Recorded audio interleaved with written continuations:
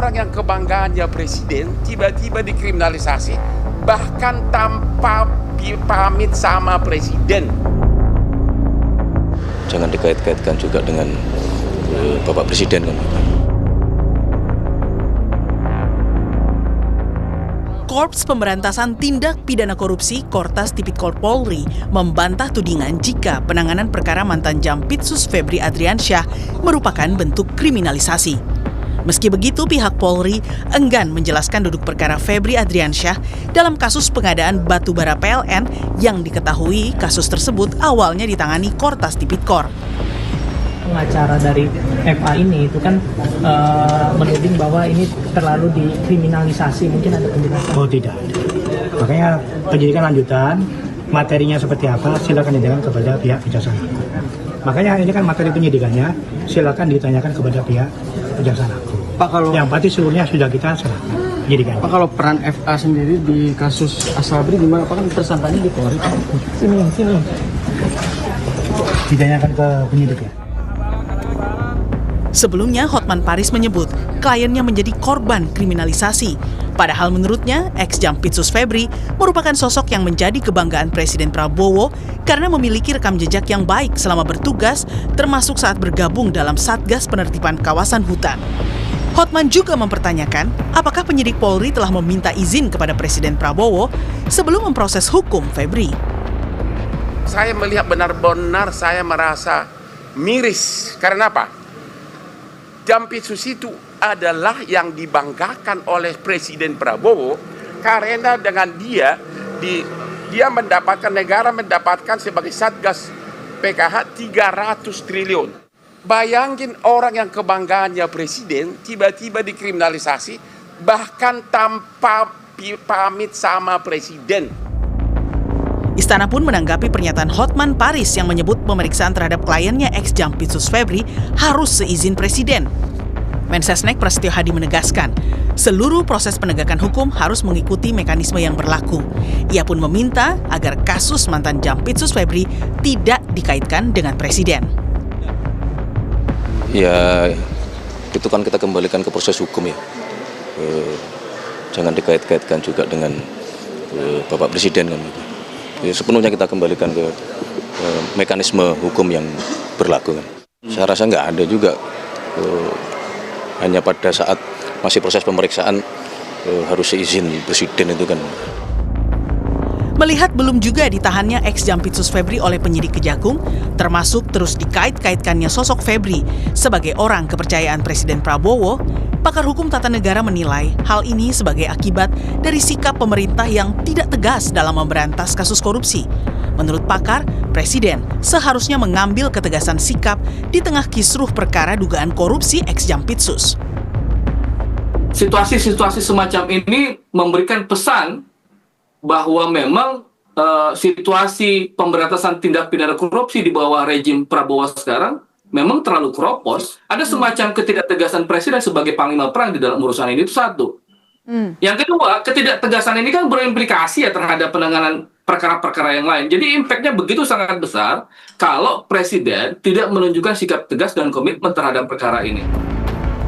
Hingga kini, Kejaksaan Agung baru menahan Don Rito dalam 3 perkara korupsi yang melibatkan ex-Jampitsus.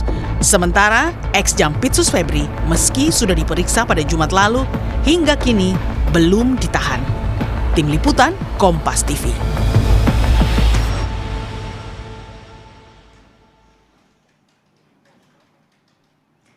Jika Istana meminta agar proses hukum dugaan korupsi ex-Jampitsus Febri Adriansyah dilakukan sesuai mekanisme hukum, lalu mengapa hingga kini penyidik Kejagung tak juga menahan mantan Jampitsus Febri? Kita bahas bersama mantan Kabareskrim Polri Susno Duaji dan juru bicara Gerindra Sugiat Santoso. Selamat petang semuanya. Selamat petang, Mbak. Ya. Mbak.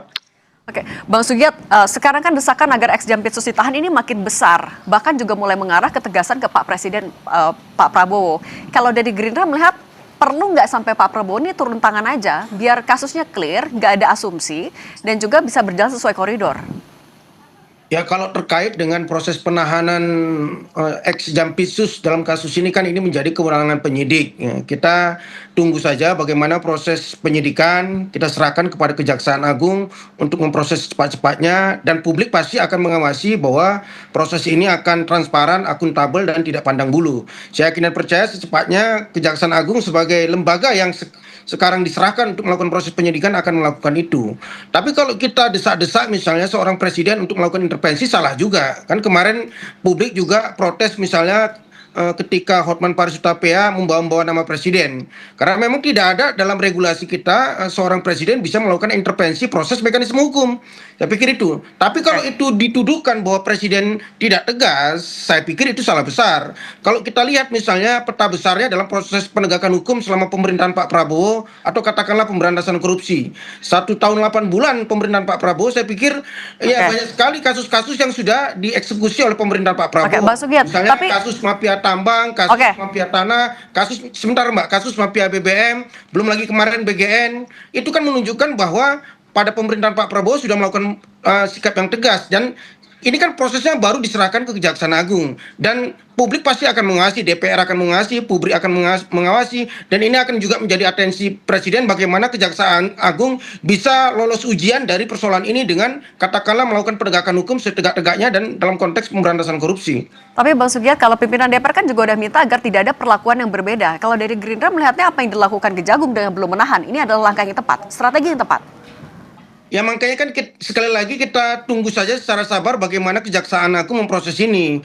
Kalau kita misalnya sekali lagi kan tidak ada satu individu atau satu institusi pun bisa melakukan intervensi terhadap mekanisme hukum yang sedang berjalan. Bahkan itu event seorang presiden kan. Kalau kita berpikir seperti itu, maka sekali lagi ini kita serahkan kuncinya kepada Kejaksaan Agung. Walaupun mungkin sebagai civil society kita di DPR juga katakanlah menyampaikan semacam masukan bahwa jangan ada pandang bulu, dan ini akan menjadi ujian. Apalagi kita juga sudah mendapat informasi bahwa ketika kasus ini katakanlah mandek di Kejaksaan Agung, KPK juga sudah siap melakukan supervisi. Jadi tidak ada perlu kekhawatiran terhadap proses itu. Oke, saya ke Pak Susno. Pak Susno, ini kan 3 kasus korupsi. Kita ingat alat buktinya juga besar sekali sampai ratusan miliar rupiah. Tapi konstruksi perkaranya masih belum clear. Bahkan sampai perannya Febri Ardiansyah ini apa? Nah, tapi dengan belum ditahannya oleh Kejagung sampai sekarang, apakah artinya atau bisa diartikan bahwa jangan-jangan alat bukti yang diserahkan dari penyidik Polri belum kuat? Kalau terkait alat bukti ya, sudah sangat-sangat kuat ya. Karena penyidik Kortas Tipikor itu dia sangat pintar di dalam strategi melakukan penyidikan perkara ini. Penyelidikan perkara ini sudah diawali 2 tahunan yang lalu. Karena laporan perkaranya masuk kepada KPK, masuk kepada Kejaksaan Agung, dan masuk kepada Polri, termasuk kepada Komisi 3 DPR. Siapa yang lapor? Yaitu dari masyarakat civil society. Tegas sekali. Di beberapa kasus pokoknya apa? Kasus pokoknya adalah korupsi di dalam tata niaga batubara untuk PLN, korupsi asuransi, korupsi di Krakatau Steel. Itu kasus pokoknya. Kemudian di dalam korupsi, menangani kasus korupsi tersebut, FA, ex Jampitsus, ini melakukan tindak pidana korupsi berupa penyalahgunaan wewenang, berupa suap dan sebagainya. Dan barang buktinya sudah ditemukan. Oke, Pak Susno, sorry saya potong dulu. Pak Susno, tapi kan dari DPR, pemerintah juga sepakat kalau ini harus dilakukan secara transparan dan juga profesional. Tapi ketika masih belum dilakukan penahanan, apa Anda melihat di belakang itu ada apa? Saya melihat ya ada 2 sudut pandang saya. Satu, ini strategi daripada penyidikan yang dilakukan oleh kejaksaan. Ya. Mudah-mudahan ini positive thinking ini benar. Karena jaksa ingin mengungkap semua orang yang terlibat. Karena apa? Tersangka baru 2. Kalau memang ini dilakukan sesuai dengan komitmen Jaksa Agung, akan ditangani secara profesional. Berarti dia sesuai hukum yang berlaku, transparan, objektif, kemudian akuntabel. Nah, kalau mau dilakukan seperti itu, perkara ini tersangkanya tidak 2. Mengapa? dalam perkara pokok korupsi pasti ada tersangka yang dieliminir, yaitu yang disisihkan, harus diungkap lagi. Kalau ini terkaitkan dengan perkara suap, korupsi suap kepada FA, berarti ada yang menyuap. Nah, kalau 3 perkara minimal 3. Kemudian terkait dengan suap tadi pasti ada perantara. Kemudian terkait dengan pencucian uang juga ada pelaku dan ada perantara. Maka dengan 3 kasus pokok saja ditambah dengan pencucian uang, ini bisa minimal tersangkanya berkembang menjadi 10-an. Mari kita lihat, kalau memang kejaksaan ini yang kita yakini dia tidak akan mengorbankan nama baik kejaksaan yang reputasinya sudah sangat baik di Republik ini demi melindungi FA.